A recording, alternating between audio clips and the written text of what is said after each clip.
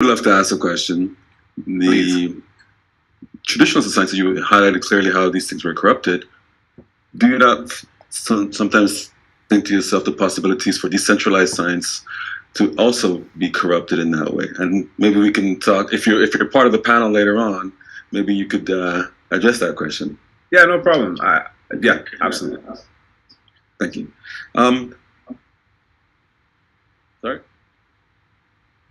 Okay. So our next speaker is Errol Gibbs, and I think there's a really neat pattern that's emerging in the way in which the speakers have been set up for this afternoon, in that we're seeing how decentralized processes are emerging, and it's almost like there's a revolution that's occurring. And our next speaker, Mr. Errol Gibbs, is going to be speaking about consummate project management and the preparation for the artificial intelligence revolution.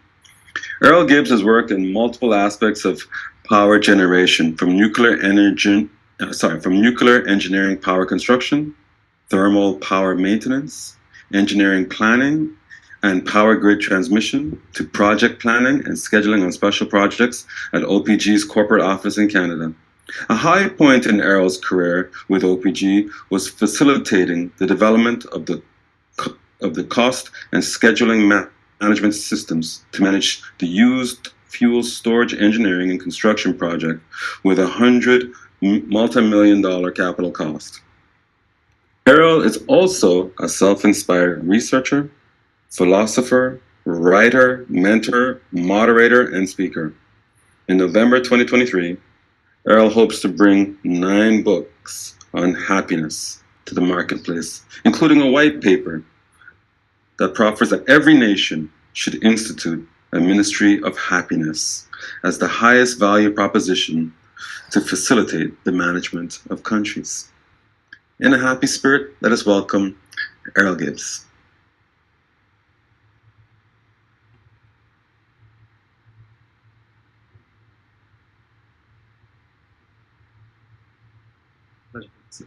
Thank you. All right. Good. Good evening, everyone. How are you folks today? Good. Yeah, well, my name is Errol Gibbs, and I've been retired for 21 years. A little bit about me: I've raised 5 wonderful children. They're all professionals, and they're scattered all over the place. So my wife and I are a bit, what do you call it, empty nesters or something like that, but we do have grandkids, so that's fine. I do practice every so often. Someone asks me to do something in project management, but I try to stay at the macro level to give people a better understanding of project management. Rather than, there's so much noise. I think if you look at a pyramid, at that operational level, it's not the place I want to be. I try to ensure that the people who are managing projects can do it the right way. It puts a lot more assets on the table when that happens to enable people at the tactical and the operational level to do much better work and more efficient work. But we are all aware of the emerging super intelligent AI technology that underpins the emerging 4th Industrial Revolution.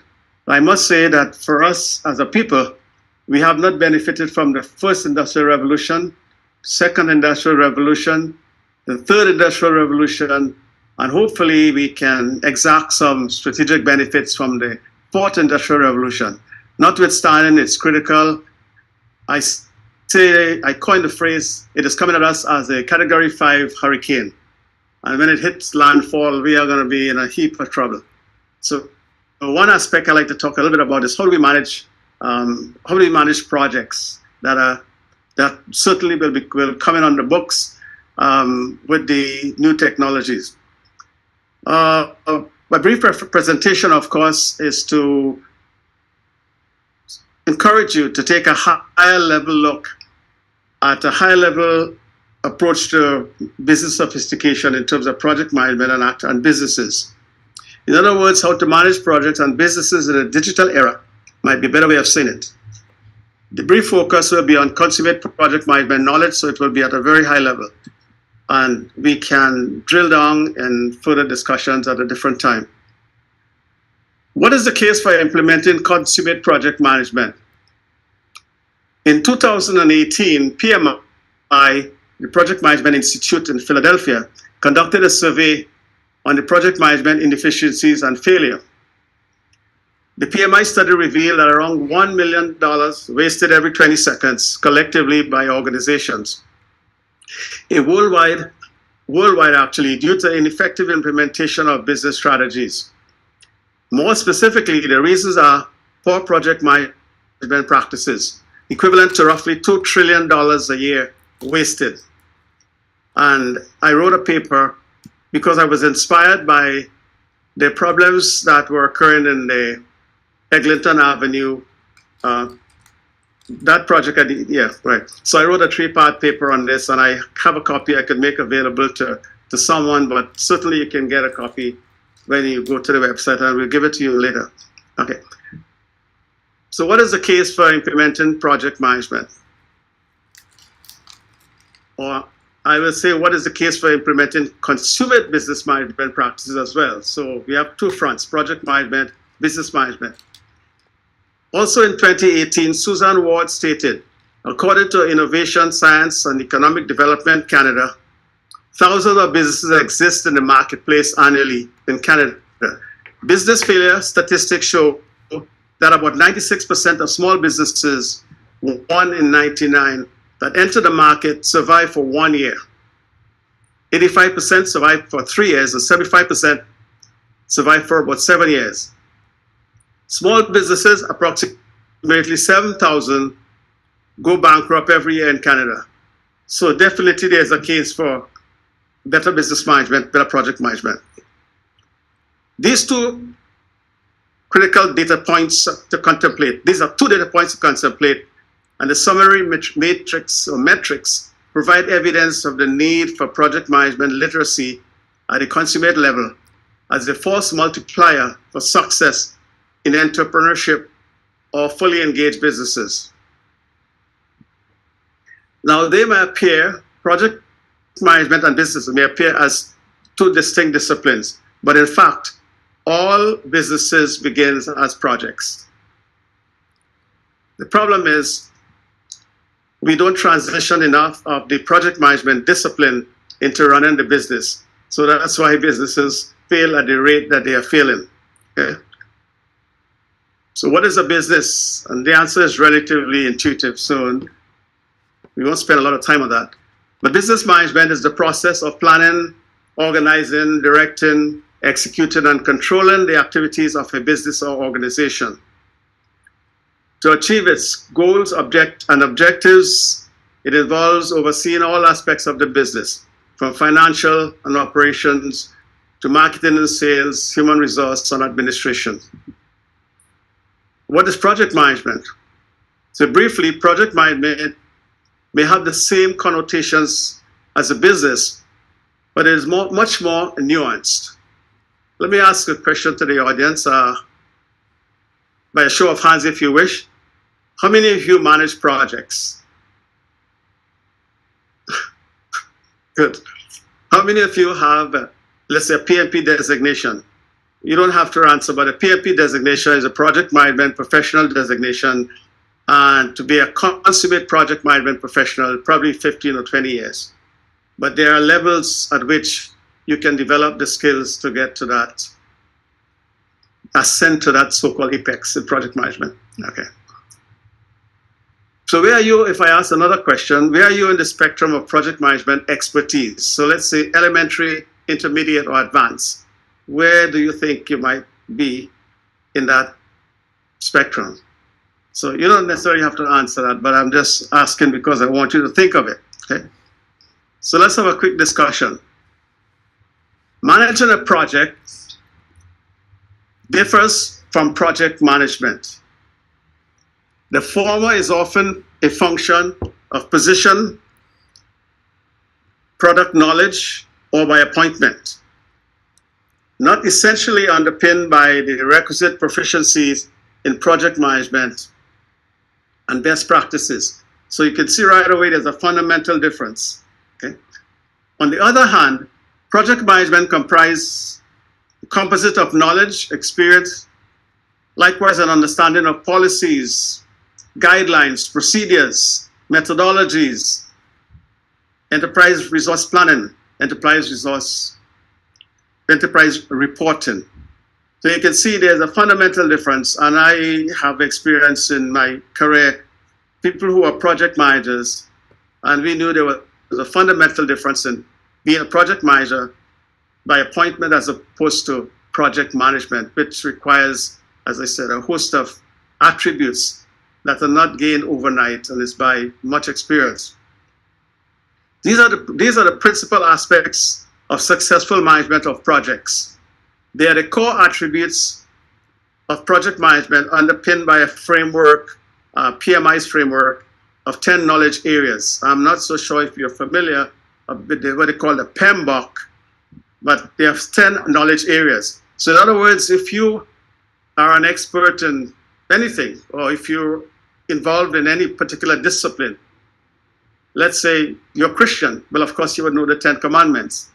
So any discipline, there's core principles that one must understand in order to be and be versed in it, in order to be a consummate person in delivering expertise in that area.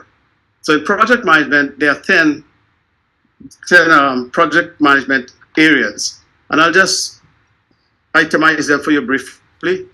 There's integration management, scope management, time management, cost and financial management, talking about budgets, quality management, resource management, communications management, and enterprise reporting, risk management, procurement management, stakeholder management, and I generally add, like how do we archive the projects so that we could go back and look at, and even lessons learned.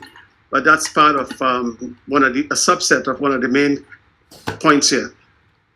But there's one area that affects everybody, whether you're involved in project management or not, whether you're involved in business management or not, and that's budgets. So I'm going to ask you a question, and if you feel that you wish to answer, just go ahead. I always share that you cannot use the word budget generically.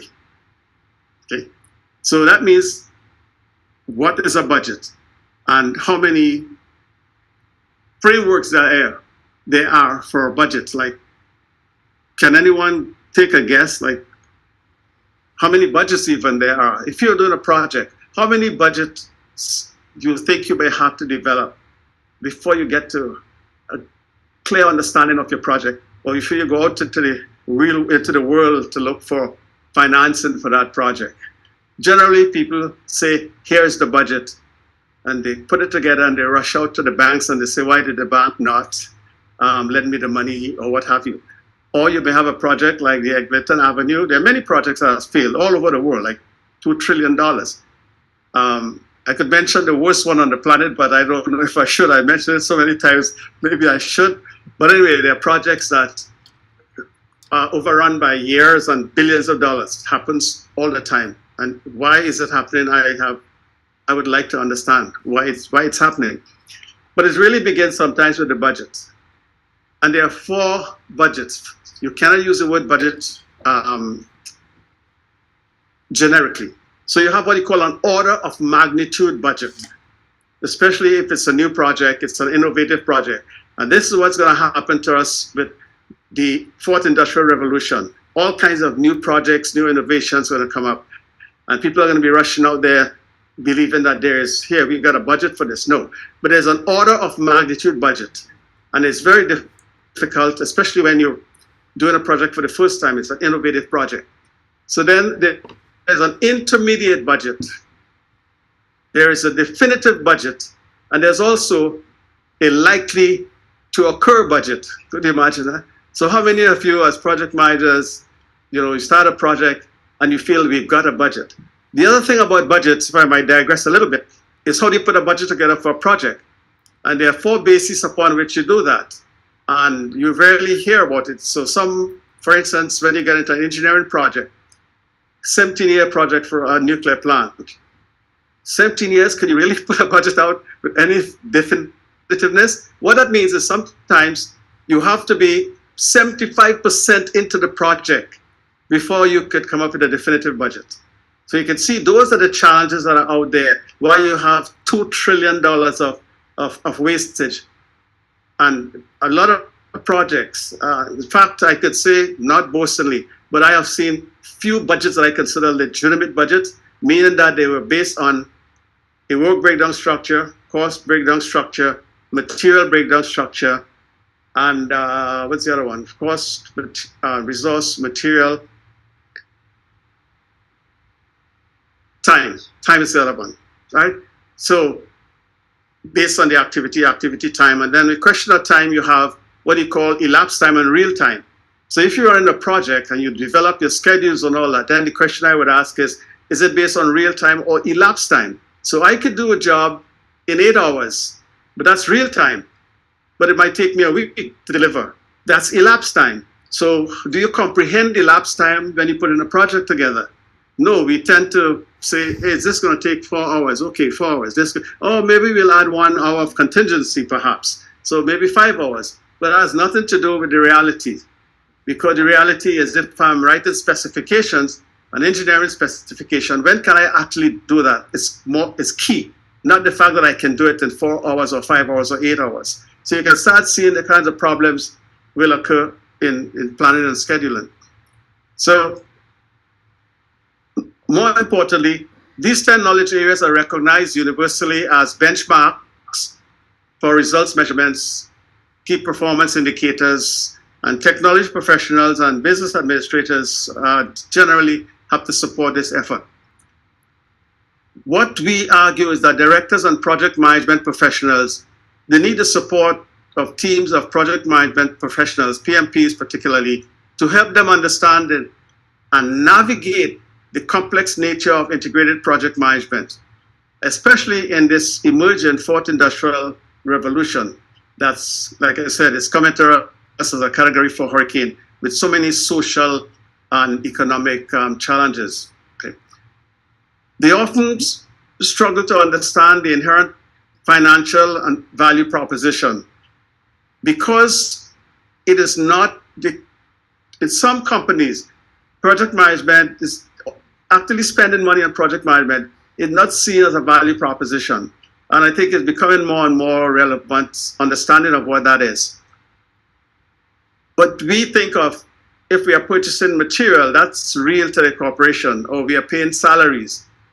But project management, it's almost as though it's something you might need some disposable income or generated from the company to do it rather than a legitimate line item in the corporate budgets. And of course, it's getting much better for sure.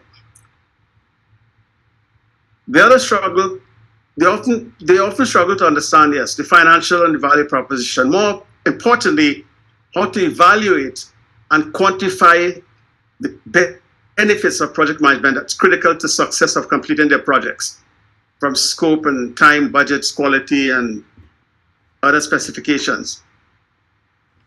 Next question I will pose to you is, can you even use the word project management generically? And the answer is no, just like budgets. And we tend to use the word project management generically. No, we just can't.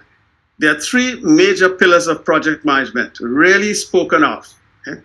And that is, number 1, it's project management theory and practice. That is what most people get when they do when they engage in project management training. It's like theory and the practice of project management. So yeah, we are now project minders.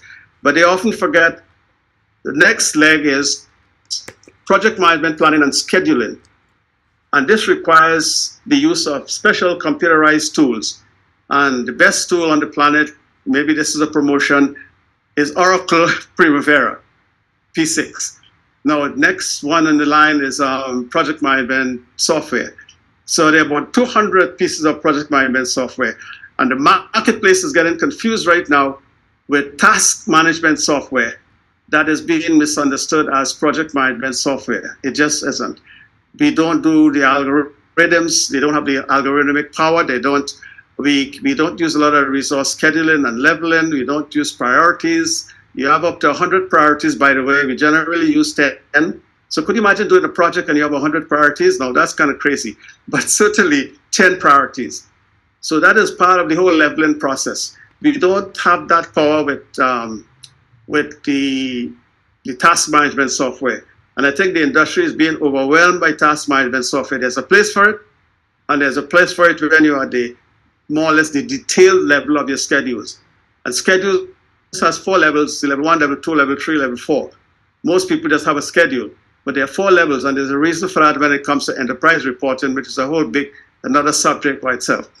But level 1 is like the corporate directors level. It drives all the way down to level 4. So at level 4, you can use all your task management tools. I have no problem.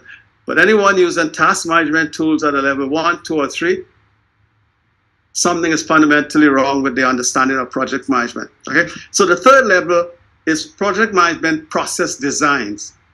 So all I was involved in project management, I was involved in project management at all 3 levels. We understood this theory. We understood the using this planning and scheduling tools for forecasting and long-range planning. And I was also a senior process designer. So I left Ontario Hydro 25 years and went to the United States with really not much experience in their business, but what I understood was the generic application of project management. So I went into the automobile engineering industry, and in a very short window, I was leading a team of project management consultants, and I was the senior process designer, doing analysis and doing the designs and trying to figure out how do we implement blah, blah, blah, long story. Long story. So think of project management as a 3-legged stool. No longer from today, think of project management as project management. I want you to think of it as a 3-legged stool. So remove one leg of the stool and then try to sit on the stool. So that's what I'm going to ask you to do. If that's what you're doing, then your company or your team needs to be better guided to this process of project management, because you cannot remove process design, you cannot remove the planning and scheduling, and you must know the theory to start with it. So if you're operating on the basis of any one of these missing dimensions, then it's like trying to sit on a 2-legged stool. Okay? That's why you hear about this $2 trillion. That's where the $2 trillion is going. It's being wasted. Could you imagine how we could help the world if we did manage projects better? That's it. We didn't have to have any conferences, just manage projects better. That's how simple it is. Okay? So I'll end by leaving you with 20 action plans as a force multiplier for your business and for your projects. 1, develop a business plan, end-to-end management. Business plans, like they could be again like 4 or 5. You can't use the word business plan generically either, because there are all sorts of business plans. But we say end-to-end, and we could explain that to some other time. Capitalize the business 100% plus contingency. You cannot live in a capitalist country without capital. So you cannot have your projects undercapitalized and expect them to be successful. Develop a strategy for growth, profitability, stability, and sustainability. Right? Conduct a rigorous monthly review of variance. I would say, without any trepidation, probably 80% of businesses do not do a rigorous ROV every month. You tend to do a lot of this thing when you're in trouble or at the end of the year or when you go to see your accountant. One of the disciplines of project management is every month you must do an ROV. And you do that not just with the engineers and the project management people, but you do it between the accountants and the cost managers. And that's another thing in project management. If you start a business today, the first person you run to maybe is your accountant or your lawyer. If I started a business today, the first person I run to is a cost engineer or a cost manager. And there's a whole reason for that, but the time is short. Okay? So determine if an IPO is in the future of your business. Doesn't matter what you do. Ask yourself that. And then I want you to think of Bezos, how he started selling books. He's probably worth about $98 billion, right? IPO. So think about that. Develop proactive issues, risks, and countermeasure strategies. So that's like having a spare tire, right?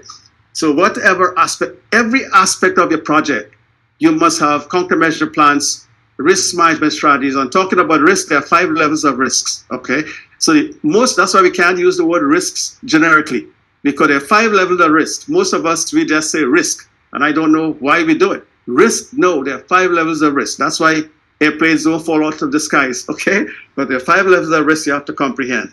It's another long presentation. Let me get this done quickly. Research and development. Whatever you're doing, try and think of further research, further development of whatever the initiative is. We tend to, as small businesses, get chained to what cash register in the morning and unchain ourselves in the evening. So we don't have a lot of time to go out there, do research, and look at trends and all that stuff, okay? Copyright to trademark your business idea. Try to seek, like I said, research and development funding. Doesn't matter what your business is, find out if there's some kind of research and development funding to support that, okay? And let that be something that you continue to investigate. Build credit worthiness with at least 2 or 3 financial institutions, okay? That should be pretty academic. Attend seminars that relate to your business. Obtain appropriate business registration and certification. Practice corporate benevolence. Practice ecosystem friendliness. Stay abreast with market trends. Collaborate and investigate the potential to franchise your business. Is this something we could take along that path? Okay? Use digital technology to manage your business. Develop soft skills and business sophistication. That is perhaps 50% of the weaknesses of a lot of businesses is the soft skills. How do you treat clients? Okay? Just to give you a quick example, I bought a car right here in Milton by a company called Garuds. I'm giving a lot of promotion here. And just the way they treated me was so incredible that we got them sales for 15 cars in our family. People coming from Toronto, just because we were treated well. Could you imagine that? 15 cars. So sometimes I say to folks, you just don't know who you're talking to, what influence they have. So soft skills are critical. Treat everyone like if he's Bill Gates or Elon Musk, okay? Don't treat them like. Develop soft skills and business sophistication. Value every customer. Link your business to a corporate entity. It doesn't matter what you're doing. If you're selling mangoes, find out if there's a big mango corporation somewhere, right? And link yourself to them in some fashion. It doesn't matter what you're doing. Just find a corporation that does that. If you're in tech, they'll find out about KUKA, who sets mega trends. Just find out about them, what they are doing. You don't know how Bill Gates, for instance, with Microsoft, they would buy like 14, 15 projects, businesses a year. Okay? If you found out what his needs are, you could be building for that purpose. And a lot of companies, small businesses, that's what they build. They build to sell. They don't build to hang on. And I can give you many, many examples, okay? I'm in the business of happiness. There's a gentleman called Joy Taichi. He sold this project to Bill Gates. He got his 250 million, something like that, and he went off and did what he really wanted to do. So he has a company called Delivering Happiness. And bless his soul, he is deceased now, but his company is still flourishing as a multi-million-dollar corporation, just because he hitched his wagon to a large corporation. So just don't build in isolation as most of us try to do, okay? Use social media, marketing relevant to your business. Am I doing well? Or? Okay, so I'll stop there and give the gentleman a chance to say. You want to give me a couple of moments? Okay, I'll use my minutes to say, ask me the most difficult question when it comes to project management and business management. So here's your chance. You're talking to the oracle. Ask me any question that you think. It doesn't matter what it is. I'll see if I can answer it. Because like I said, I have done project management internationally. I even went to Africa and Ghana to install a project management department in the Faculty of Engineering. Always involved in something project management, but now I'm shifted, by the way, to happiness. So if I may just say to you, I'm delivering 9 books on happiness in hopefully Q1 2024. I still get called back to do some stuff, but that's where my heart is when I look at the state of the world. And I believe that, yes, we are writing a white paper, and we have written a white paper on happiness, and we could prove, maybe hopefully scientifically one day, that the world would be better if every nation had a Ministry of Happiness and a Minister of Happiness. And to just to show you that that's not a fool's mission, the United Emirates, and I have a letter I can show you that I wrote to the United Arab Emirates because my project started in 1999, and we had proposed a discussion which we never really continued. And they now have a Ministry of Happiness and a Minister of Happiness. And so is Bhutan. They don't have a Ministry of Happiness, but Bhutan is along the same idea of happiness as having the highest attributes for managing nations. If we move to that front, we won't be spending trillions of dollars in war. I mean, I don't hope I'm not being political, but if we move to the front of happiness, because everyone desires to be happy. At the end of the day, it doesn't matter what it is.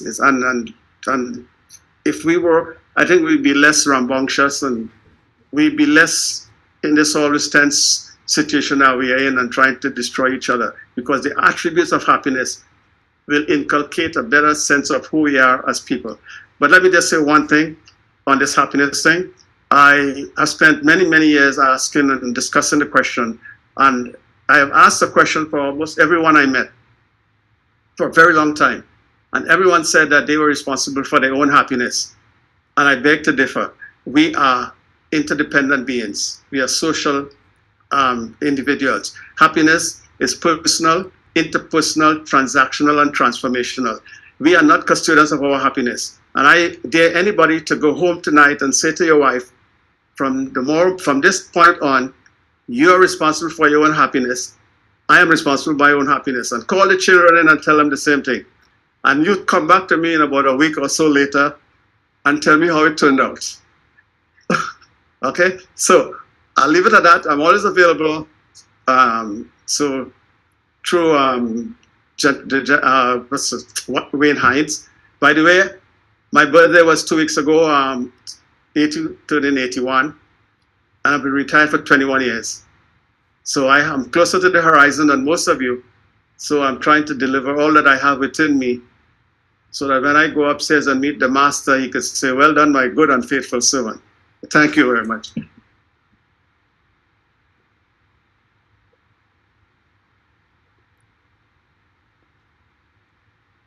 Thank you. Thank you, Earl.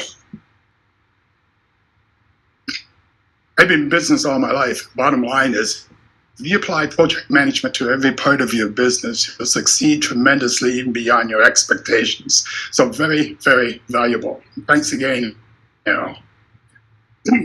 Our next speaker is Lori Pelzer, a remarkable individual with an unwavering spirit of resilience, overcoming